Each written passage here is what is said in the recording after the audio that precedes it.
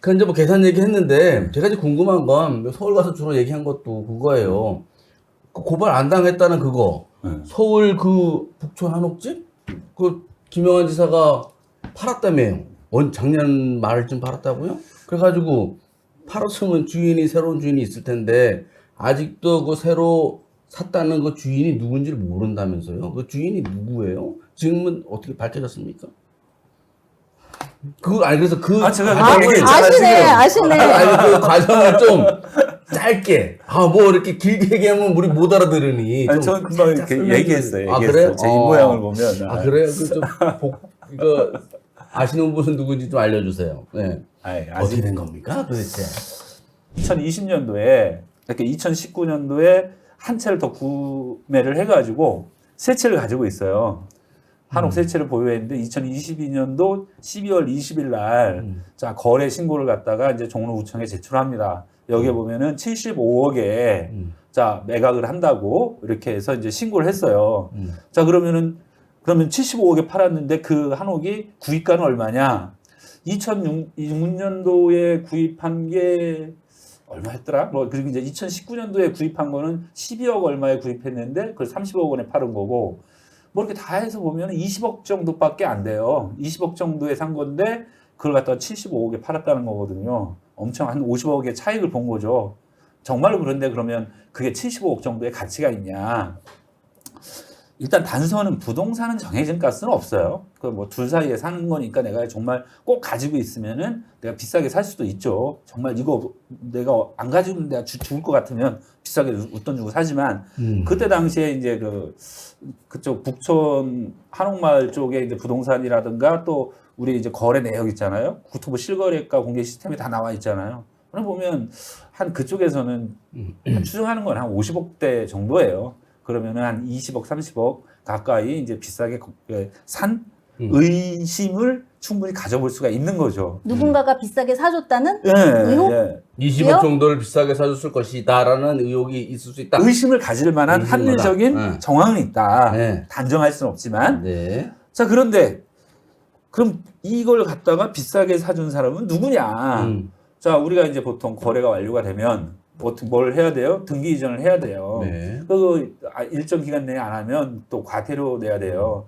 자, 그런데 지금까지 안 됐습니다. 그게. 그러니까 2022년 12월 20일 날 거래가 됐다라고는 하지만 또 김영환 지사의 재산 공개 내역을 가지고 저희들이 쭉 확인을 해보니까 이미 그 거래 대금이 들어온 있잖아요. 몇십억의 뭉태기 돈이 이제 들어온 정황은 11월 정도부터 나타나요. 자, 그러면 벌써 11월부터 따지면 지금 이제 9월 다 됐으니까 일단 10개월은 지났어요. 아직까지 등기가 안 된다는 게 말이 안 되지 않습니까? 자, 그런데 이거에 대해서 뭐라고 해명을 하냐. 잔금을 못 받았다는 거예요. 아직. 자, 그런데 이미 김영환 지사가 재산 신고할 때 60억 정도의 이제 부채를 갚거든요. 제가 금융권 부채 한 3억인가 그거 하고 그다음에 사채, 개인간 채무 30억을 갚았어요. 자, 그걸 뭘로 갚았냐? 재산 공개 신고한 내역에는 뭐냐면 그 한옥 매각 있잖아요. 그걸로 해서 중도금 이걸로 해가지고 매각 대금으로 갚았다. 즉 60몇 억을 받은 거예요. 자, 그러면은 지금 와서 잔금을 못 받아가지고 등기 이전을 못 한다라고 하는데, 자, 그 현금성 자산으로 63억을 매각한 걸 확인을 했어요. 자, 63억을 현금으로 탁 낼 수 있는 사람이 12억이 없어가지고 그걸 아직까지 안 가져간다? 그것도 이상하고요. 그 다음에는 대출 받으면 되잖아요. 대출 바로 나옵니다. 그 12억 정도는. 자, 그러면 이게 안 될 이유가 없어요. 자, 그러면 그래 제가 3월 달부터 계속 이제 충북도에 김영환 지사 주변에 대해서 직접 당사자에게도 문자로 보내서 질문을 했는데 답변은 없어요. 그냥 조만간 해결될 겁니다. 조만간 할 거다. 뭐 누가 샀는지 저기 하면 웃음이 나올 거다. 그리고 제가 묻지도 않았는데 땡땡땡 씨는 절대 아닙니다. 제가 묻지도 않았는데. 박모 씨요? 아니 하여튼 땡땡땡 이렇게 얘기를 하더라고요. 이상하잖아요. 자, 그리고 그 다음에는 저는 이제 제가 우리 이제 MBC 공중파 신장시계 뉴스 하이킥에서도 이야기를 했고, 김어준의 이제 뉴스공장에서도 이야기를 했고, 다스베이다에서도 얘기를 했고, 그 다음에 서울의 소리 유튜브에 나가서도 다 얘기를 했어요. 의심이 간다. 의혹이 있다. 근데 왜 고발 안 하죠? 이건 정말 큰 문제인데 다른 것보다 이거는 사실은 기다려봐요. 뭐 그래서 정치자금법이라든가 작성 중일 수도 있으니까. 그러니까 만약에 너가 대가성이 있는 적이라고 한다면 이건 뭐 정치자금법과 그 뇌물이 아주 큰 그 중대한 범죄가 될 수도 있거든요. 그러니까 이제 정리하면 북촌 한옥을 75억 정도의 매각을 했는데 63억이 중도금으로 지급이 됐고 아직 12억을 못 받았다. 네. 그거는 네. 누가 얘기하는 거예요? 75억에 팔렸다는 거는? 그럼 거기에 있는 거예요? 문서가 얘기하는 거예요. 문서가. 대한민국에. 왜냐하면 그 김영한 지사가 작성해서 종로구청에 신고한 거래 신고서, 그 거래 신고서를 바탕으로 우리 이제 국토부에서는 국토부 실거래가 공개 시스템이라고 하는 게 있습니다. 거기에 공개를 한 거예요. 그렇게 제가 상상한 게 아니라 김영한 지사가. 알겠습니다. 그런데 아직은 명의가 안 넘어가 잔금을 10억을 못 받아가지고 누군지 모르고 곧 그게 언제 넘어가는지도 모르지만 곧 밝혀질 것이다 라고 누가 얘기한다고요? 그건 모른다. 말하는 사람 없어요? 일단은 여러 설들이 들리죠. 여러 김영한 지사 측에서 뭐라고 얘기해? 땡땡땡 누구누구는 절대 아니다. 누군지는 말할 수 아직 못한다. 그렇지만 언제인지도 모른다? 조만간. 그런데 이제 그 뭐 3월달, 4월달부터 계속 조만간이라고 그랬거든요. 벌써 이제 계절이 바뀌어서 가을이 오고 있어요. 법적으로 이건 언제까지 안 할 수 있어요? 그런데 법적으로는 이게 이제 그 거래 신고는 했지만 네. 자 이제 거래가 완료가 돼야 되거든요. 네. 그래서 거래가 완료가 된다는 건 뭐냐면 그 계약 그 매각 대금이 다 이제 지불이 된 날이겠죠, 그죠? 네. 지불이 된 날로부터 뭐 60일 이내에 등기 이전을 해야 되는가? 30일인가요? 뭐 그렇게 돼 있는데 일단은 거래가 완료가 되지 않았다는 거죠, 김 지사 측에서는. 그러니까 의도적이라면 굉장히 편법이네요. 앞으로 몇십 년 동안 거래가 완료가 안 되면은 계속 모르는 거예요? 그렇죠. 그거 참 재밌네. 그런데 보세요. 이 60억이라고 하는 돈이 결코 작은 돈이 아니에요. 지금 은행에 우리가 그 60억을 갖다가 대출 받았다 그러면 한 5% 정도 납부하잖아요. 연간 한 3억 원 정도의 이자를 내야 되는 비용이고요. 그 다음에 내가 이걸 갖다가 예금을 했다. 그 지금 뭐 예금 이자가 한 3% 정도 되나요? 그러면 한 2억 원 정도의 수익을 받는 거예요. 그래서 그러면은 그 김영한 지사의 그 한옥을 구입한 사람은 사실은 가만히 앉아서 한 2억 원 정도에 이걸 날리고 있는 거고, 김영한 지사는 앉아서 사실은 그 연간 한 3억 원 정도의 이자 있잖아요. 그 다음에는 그 건물도 여전히 본인 소유로 되어 있으니까 그거에 대해서 지금 이제 보니까 그게 5천만 원 이렇게 해가지고 1억 5천만 원에 이제 임대차 계약을 맺어 있는 걸로 되어 있어요. 자, 그러면 거기에다가 또 월세를 받을 거 아니에요, 그죠? 월세가 지금 어디로 가는 거예요, 그러면은? 김영한 지사 측이겠죠. 왜냐하면 아직도 물건은 소유자는 김영한 지사니까. 그리고 이제 김영한 지사도 재산 신고한 내역에 보면은 거기에 채무에 거기에 이제 임차 보증금 있잖아요. 5천만 원. 이게 이제 잡혀 있어요, 김 지사가 이제 신고를 한 거니까요. 알겠습니다. 이거는 제가 추정하는 게 아니라 다 김영한 지사가 신고한 본인이 작성한 문서를 통해서. 아니 그래서 김 국장님께서 김영한 지사의 이 재산 이동 과정을 언제부터 이렇게 중요하게 파기 시작했고 왜 그렇게 됐어요? 3월 달이죠. 뭐 계기가 있었어요? 예. 그 지역에 그 한 인사가 좀 제보를 해줬죠. 제보가 있어가지고. 그러니까 김영한 예전부터 왜 땅 이런 거에 또 강했어, 그죠? 그래서 농지법 위반 이런 전문 기자였잖아요. 왜? 근데 딱 한 평도 없어요, 저는. 누가 물어봤어? 땅이 있는지? 아이고, 부모님이나 뭐 물려준 거 없습니까? 없어요. 그러셨군요. 네. 예. 근데 저희 제보를 부모님한테- 통해서 이렇게 이제 네. 알게 돼서 이렇게, 네. 이렇게 취재를 하게 된 거예요? 예. 그래서 그때 제보의 요지는 뭐였었냐면, 김영한 지사가 채무가 상당히 많아가지고, 그것 네. 때문에 이제 고통스러워했고, 그 다음에 이제 파산 지경이었다. 자, 그런데 어느 날 갑자기 누군가로부터, 아니, 김 지사가 이 빚을 다 갚았다는 거예요. 그걸 팔아가지고 서울 그 집을 팔아서? 아니까. 빚을 한옥은 갚았다. 그러면은 그 빚을 갖다가 어떻게 갚았는지 그게 좀 그것과 관련해서 여러 가지 좀 이상한 소문이 돈다라는 제보였어요. 자, 그래서 그러면 빚을 갚았는지 안 갚았는지를 확인해야 되는데 물어보면 안 알려줄 거 아니에요. 자, 그래서 확인하는 거는 뭐냐면 김 지사께서 그 이제 재산 신고한 부동산에 보면 우리가 대출 받은 게 있으면은 거기에 이제 근저당이 설정돼 있잖아요. 그래서 근저당 내역을 확인해 봤죠. 그랬더니만 어느 날 봤더니 근저당이 싹 사라졌어요. 60억대 정도의 근저당이. 그래서 다시 이제 등기부등본 띄워보고 그다음에 국토부 실거래가 시스템 있잖아요. 그러니까 이거 조회해서 그 땅의 면적과 이게 이제 확인해서 보니까 이게 여기구나라고 이제 한 거죠. 그리고 그 다음에는 그 김용환 지사의 그 한옥 소유가 있잖아요.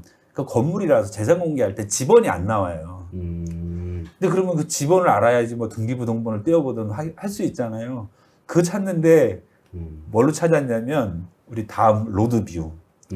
예전에 병원에 썼던 이해박는 집이라고 하는 게 있는데 그것도 주소지가 잘 안 뜨더라고요. 그래서 그 이해박는 집, 이 건물 전경이 있어가지고 그거 가지고 북촌 그 로드뷰로 있잖아요. 길 이렇게 계속 이러면서 이 집이구나. 그래서 이제 특정을 해가지고 이걸 띄워보니까 딱 맞아요. 그러니까 이제 뭐 특별히 김용환 지사를 뭐 이렇게 표적으로 해서 취재한 게 아니고 뭐 제보에 의해서 이렇게 하셨다는 얘기네. 그죠? 그리고 워낙 또 이게 땅에 관련된 이제 취재를 많이 했었어요. 알죠. 아시는 것 같아요. 누가 샀는지.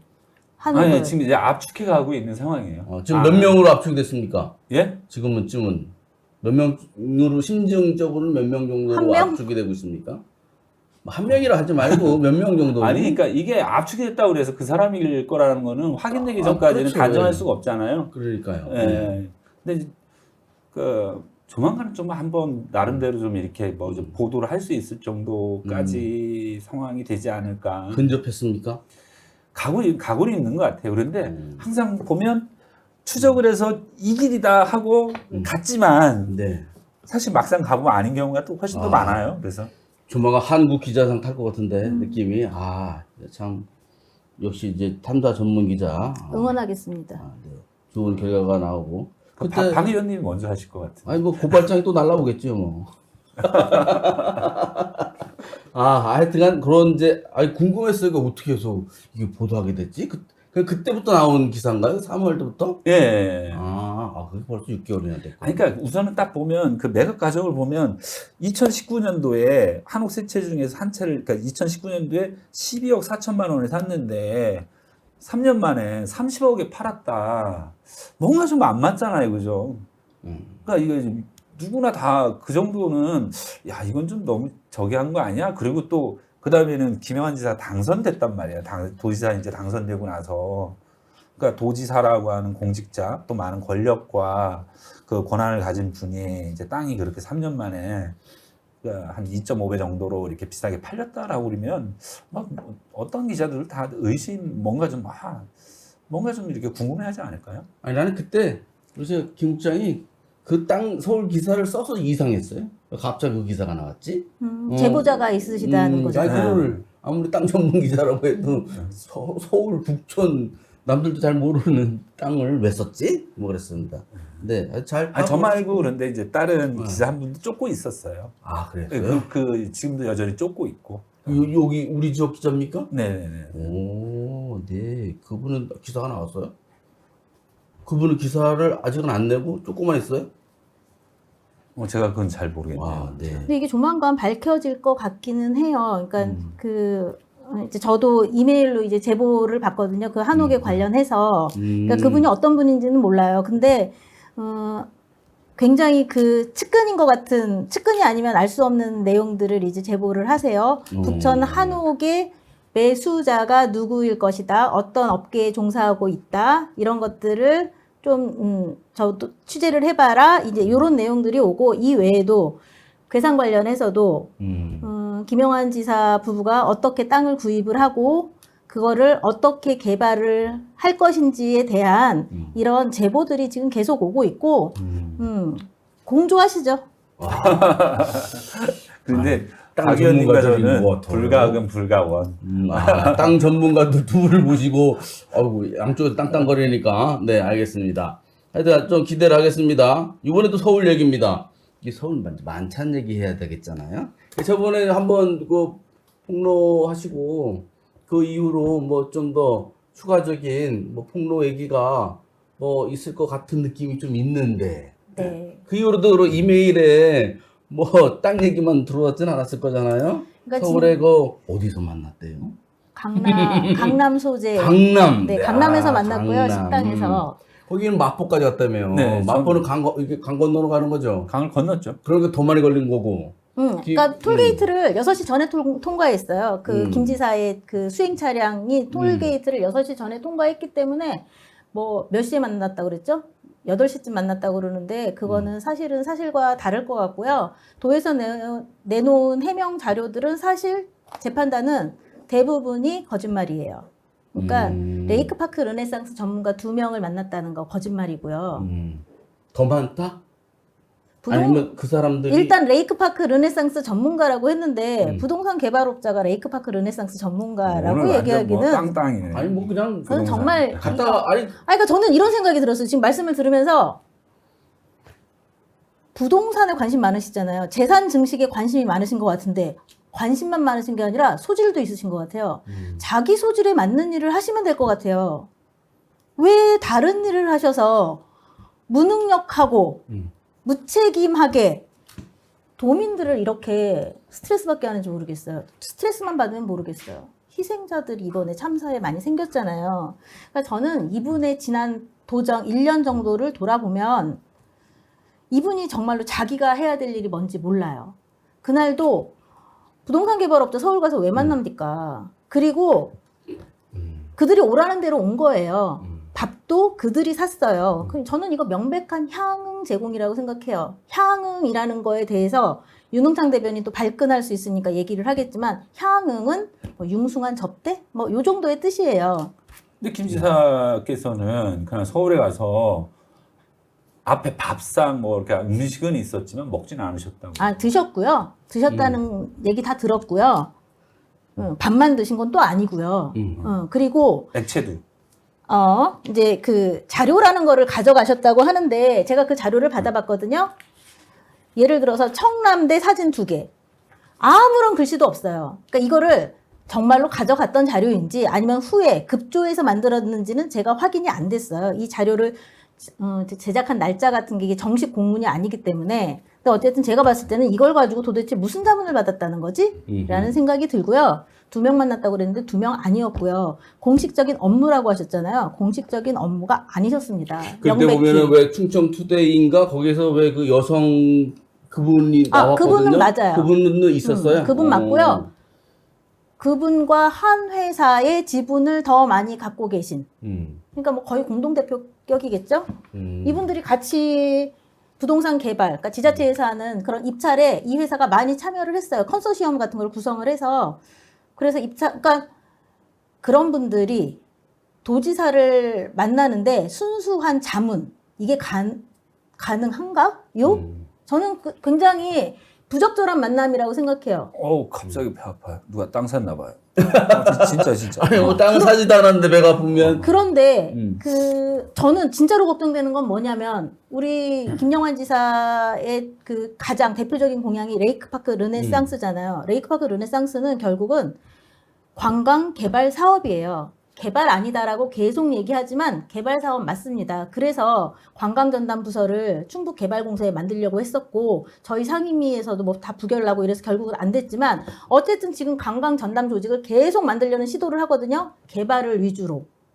그런데 충북문화재단인가 거기다 충북문화재단에 이번에는 넣으려고 하죠. 저는 결사 반대할 건데 이건 죽도 밥도 아닌 거죠. 만약에 그렇게 되면. 그런데 이렇게 부동산에 관심 많고 재산 증식에 관심이 많으시고 이런 분이 이렇게 이런 업자들을 만나서 향응을 제공받고 이런 과정들이 굉장히 석연치 않아 보여요. 청렴결백한 도지사로서는 할 수 없는 행동 아닌가?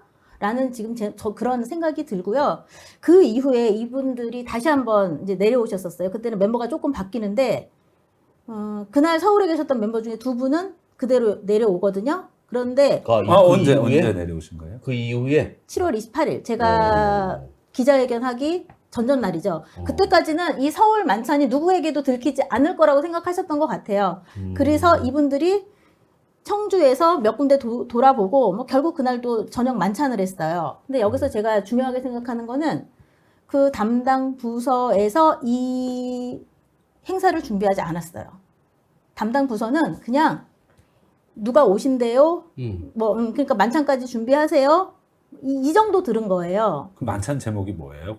뭐 자문이에요. 그러니까 비공식적인 게 없어요. 그러니까 이것도 비공식 업무였어요. 그러니까 비공식 7월 일정이었고. 14일 그럼 만찬 비용은 어디서 만찬 비용은 관광과에서 이제 나갔는데 관광과에서 업무 추진비에서 나갔는데 이걸 직접 다 관광과에서 준비해서 우리는 이런 사람들한테 자문을 받아야 되니까 이런 사람들을 섭외를 해서 오십시오 안내하고 이게 아니라 누군가가 다 준비를 해놓고 하니까 네 하고 한 거예요. 그래서 물어보니까 아무것도 모르신대요.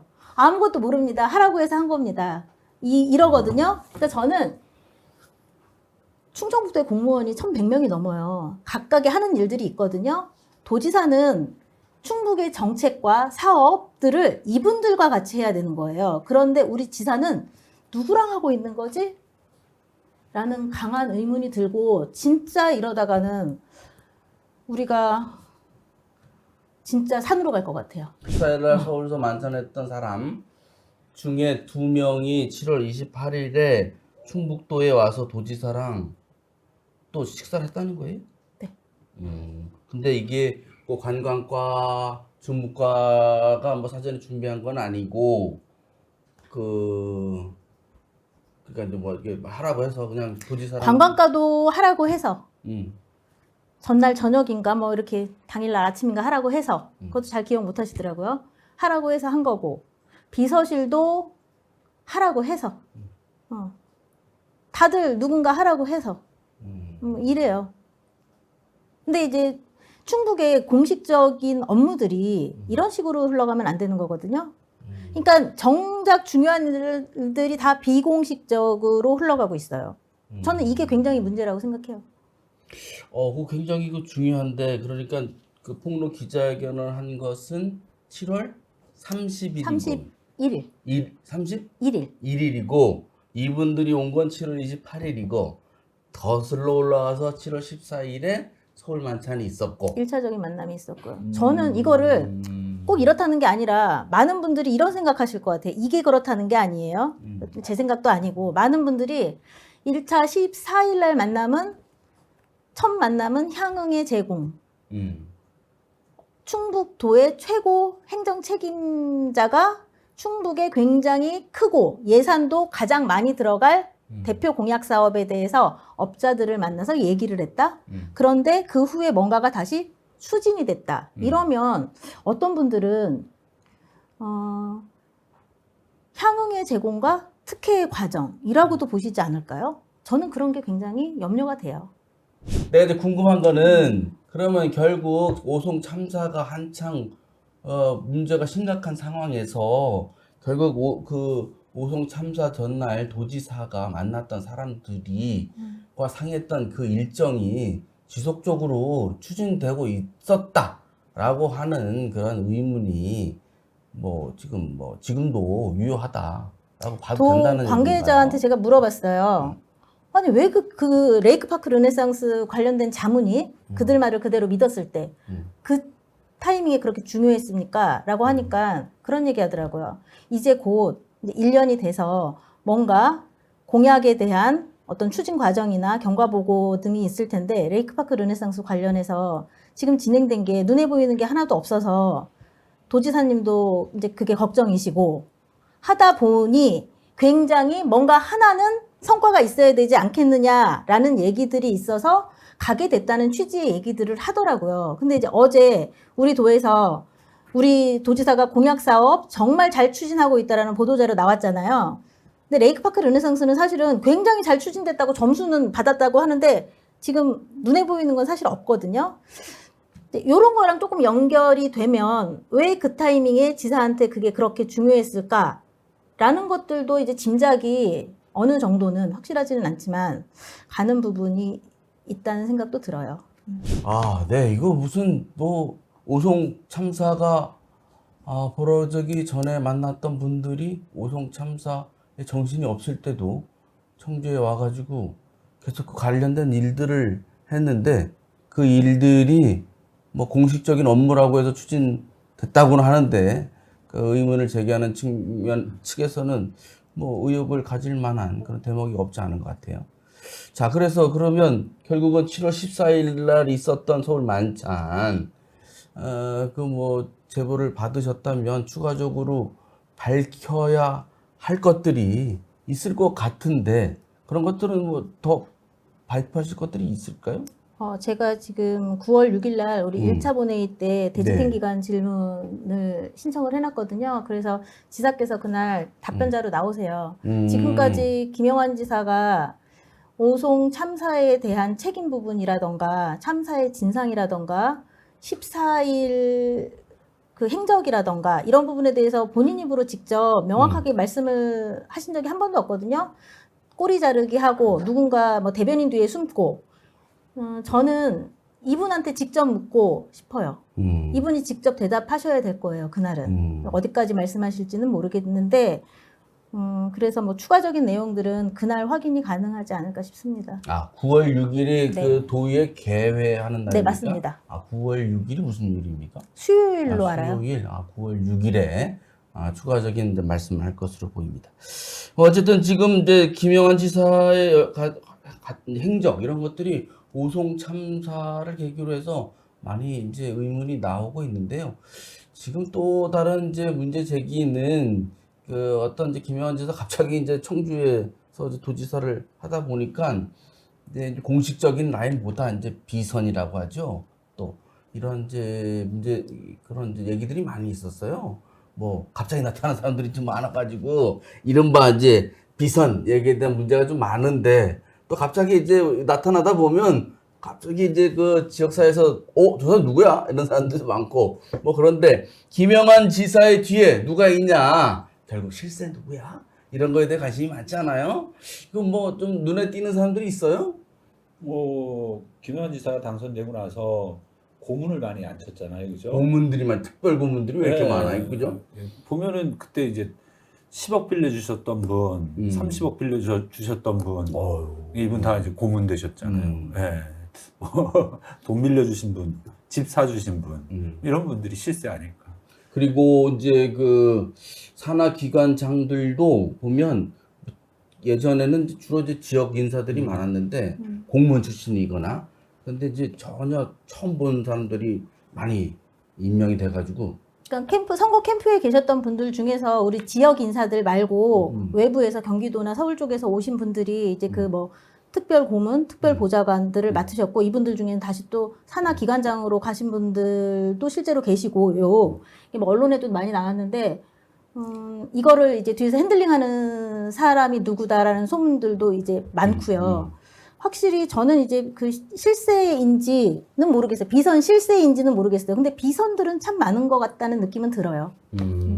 요새 그 비선들이 그 오송 참사 이후에는 좀 잠잠한가요? 아니면 여전히 거기에서 비선들이 지금 엄청 움직이죠. 오히려 왜냐면은 지금 도지사 주민소환 운동이 시작이 됐고 지금 뭐 중대재해처벌법 관련해서도 지금 수사가 어떻게 될지 모르는 상황이기 때문에 비선들은 뭐 엄청 열심히 움직이고 계시다는 얘기가 많이 들려요. 오히려 이제 도지사를 분명해야 되니까 그렇죠.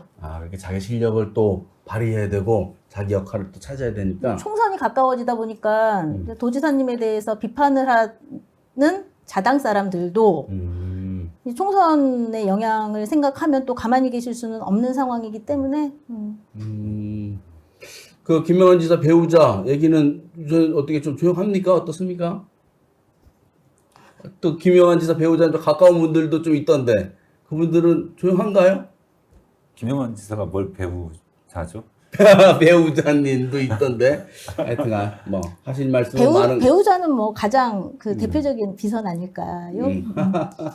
하실 말씀 많은 것 같은데 오늘은 하여튼간 여기까지 하고 오늘 장시간 많은 말씀 해주셔서 감사하고요.